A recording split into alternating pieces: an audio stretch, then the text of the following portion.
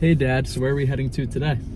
All right, well today we are headed, well let me back up. I got an interesting phone call and email last week. I was apparently appointed by a judge to sell a home in my service area based on online reviews and experience. No one ever interviewed me, but I guess they did some type of due diligence, and the judge appointed me to sell this house. It's a divorce situation, and apparently it's pretty rough, unfortunately. I don't know about the house, but the situation is rough. So I spoke with one of the attorney's offices, and I'm not totally clear if somebody's still living there or not, but I'm supposed to meet the sister of the ex-wife to do a quick walkthrough so I can prepare an opinion of value to try to get this process started. I guess we'll see what it is. I guess we'll see.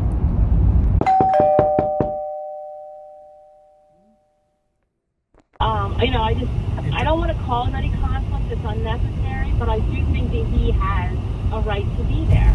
Hey, look, it doesn't matter to me. I'm impartial. I'm here to help everybody get the house behind them, and technically I'm working for everybody, which is fine. I don't know the nuances of all that other stuff. I'm not privy to it, and obviously that's not my role in this matter.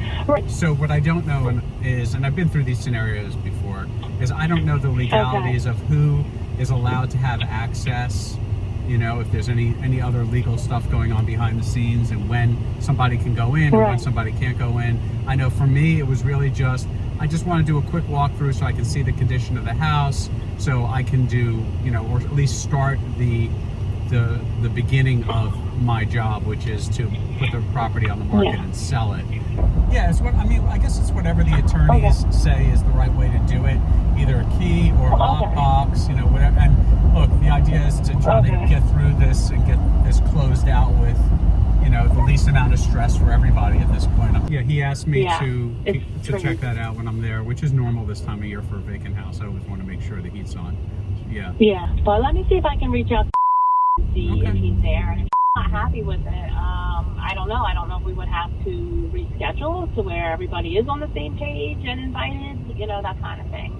I'm not sure. I don't want to waste your time either, but if you just want to go through and make a list and, Yeah, they had asked me to send some documentation of the standard listing paperwork to the attorneys, and it's typical to have a recommendation of price based on condition in that documentation. So over the weekend, had reached out to me proactively because I didn't have anyone's contact information as of Friday, and I said I'd be happy to do a quick walkthrough. That way I can help everybody get things moving along. I'm not asking anyone to sign anything. I just want to see it, smell it, taste it, and then just try to move some paperwork through the attorneys. But I do, God bless you, so thank you. With this, I feel well, all right, well then I guess you're used to it.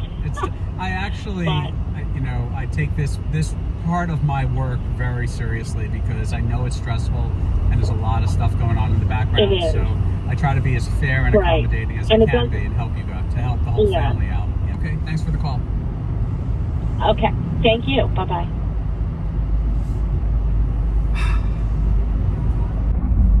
All right, we just got back in the car after looking at that property. What are your thoughts? That was interesting. It could have been a lot worse. I guess it could always be worse. So on the way there, we got a phone call from the ex-husband's sister, and her father, meaning the ex-husband's father, was there. So I didn't quite know what I would be walking into with the ex-husband's father and the ex-wife's sister. See, I'm getting this. Because I don't know the dynamics of this ex-family, sadly. Fortunately, they got along just fine. Everybody was super cordial, and the actual parties that are getting divorced were not there, and it was probably better that way, because it just seems rough. Anyway, the house is rough. It needs a lot of work. there's a lot of stuff in there, and that's the least of it. There's a lot of unfinished work. There's water damage. There's just a lot going on. So I have to prepare a report and opinion of value for the attorneys that are part of this. And I think essentially my idea is going to be, look, let's get it empty and clean and not fix anything, because this is the kind of house where you would say, well, where do you stop?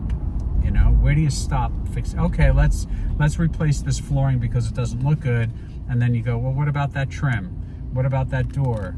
What about that stain from an old roof leak? You know, and you just keep on going. And, you know, I think that I'm going to prepare a report based on, hey, let's just clean it. I know people that can clean it out, clean the property, and let's get it on the market, especially given the circumstance, and still make it an as-is sale. I don't think this house will get approved for an FHA or a VA loan, unless it's an FHA 203K. See other videos about that. But conventional or cash would be fine, and they just need to get this behind them. Is it common for you to recommend that course of action for clients who are going through a divorce, where the house just stays as is? Well, yeah, I think when there's a stress, that's a really good question. When it's a stressful situation, whether it's, you know, it could be a divorce, it could be a spouse that has passed, it could be a financial distress.